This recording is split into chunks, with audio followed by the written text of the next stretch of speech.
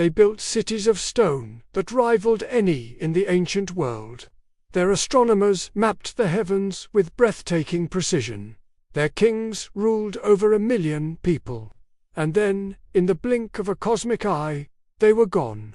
Towering pyramids, once teeming with life, fell silent. Vast plazas were swallowed by the jungle. The Maya, one of the most advanced civilizations on Earth, seemingly vanished. But they didn't really vanish. Their descendants are still here.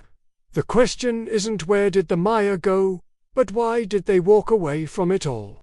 What could force a society at its absolute zenith to abandon its magnificent cities and let them crumble into dust? For nearly 1,000 years, the southern Maya lowlands were the heart of a thriving civilization. This was a world of powerful city-states, locked in a complex dance of alliances, trade, and warfare.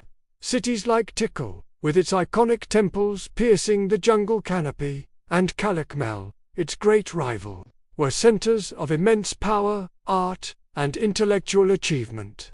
They developed a sophisticated writing system, the only one of its kind in the pre-Columbian Americas. Their calendar was more accurate than the one used in Europe at the time. This wasn't a primitive society. It was a sprawling, interconnected network of urban centers that dominated the landscape. They engineered massive reservoirs to capture rainwater and intricate causeways, known as sakbib, to connect their cities. Life was dictated by a complex religious cosmology, a belief that the kings were divine intermediaries, their blood rituals essential to maintaining cosmic order and ensuring the prosperity of their people. For centuries, this system worked. The cities grew, the population boomed, and the pyramids grew taller. Each one a testament to the power of the gods and the kings who served them. But beneath this golden age, fractures were beginning to form, setting the stage for one of history's most profound mysteries, the classic Maya collapse. Life in these jungle metropolises was a constant struggle against the environment.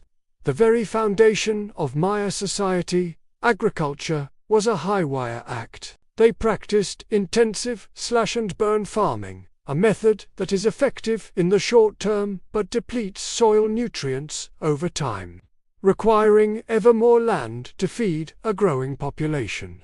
Imagine being a farmer, your entire family's survival dependent on the whims of the rain god. For generations, the rains came. The maize grew, the cities prospered. But what happens when the god falls silent? The core of the Maya's problem wasn't a single event, but a perfect storm of pressures.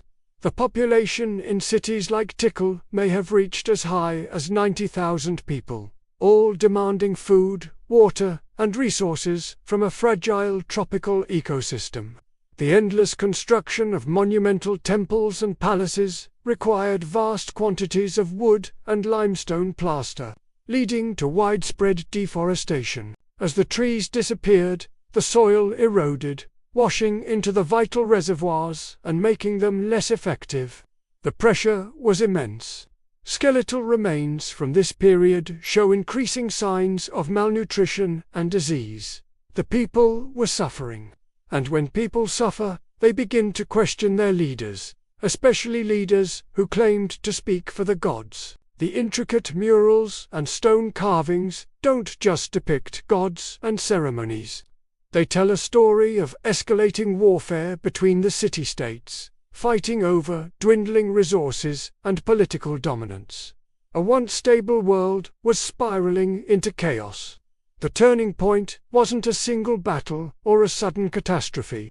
It was a slow, creeping crisis that spanned generations. Scientists, by studying sediment cores from lakes and cave formations in the region, have pieced together a devastating climate record.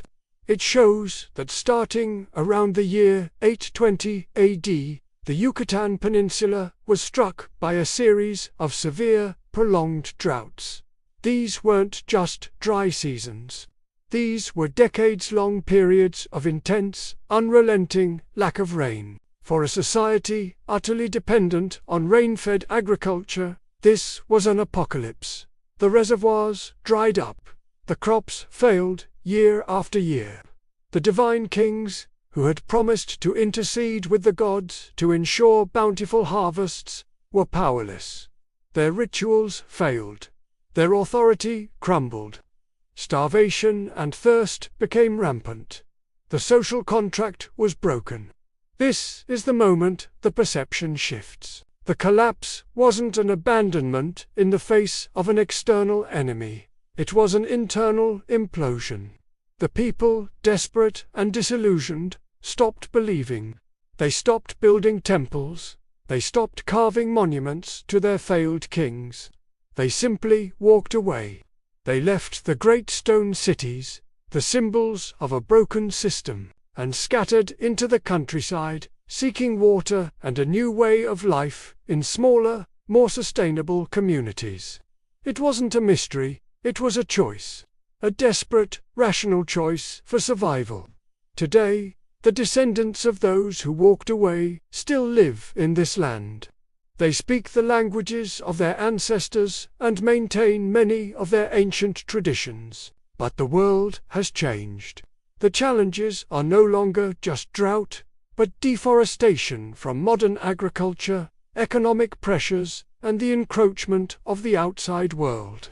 The internet is reaching into villages that were isolated for centuries, bringing both opportunity and a threat to their cultural identity. Yet, there is a powerful sense of resilience here. Communities are working to reclaim their heritage, to balance the old ways with the new. They are relearning sustainable farming techniques, combining modern science with ancestral knowledge to manage the fragile landscape. The story of the Maya isn't one of a lost civilization, but one of adaptation and survival. The great stone cities may be ruins, but the Maya people are not. The collapse of their urban centers wasn't an end, but a transformation. They traded their towering pyramids for a different kind of strength, one rooted not in stone, but in community and a deep connection to the land that has sustained them for millennia. The silent cities are not tombs. They are monuments to a profound lesson, that no matter how advanced, how powerful, or how grand a civilization becomes, it is never more powerful than the world that sustains it. The Maya did not vanish. They simply learned that to survive, sometimes you must be willing to let go of everything you have built and start again.